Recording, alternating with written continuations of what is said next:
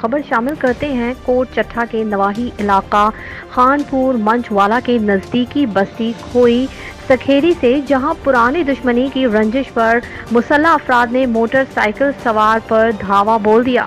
Motor cycle سوار کو شدید زد و کوب کیا اور اس کے ساتھ عورت کو بھی ہراساں کرنے کی کوشش کی۔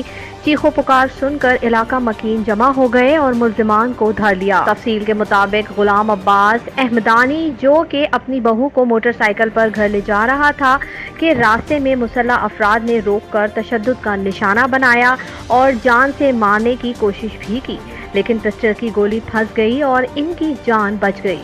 شور کرنے پر ملزمان کو دھر لیا گیا اور خانپور پولیس چوکی پر اطلاع کر دی۔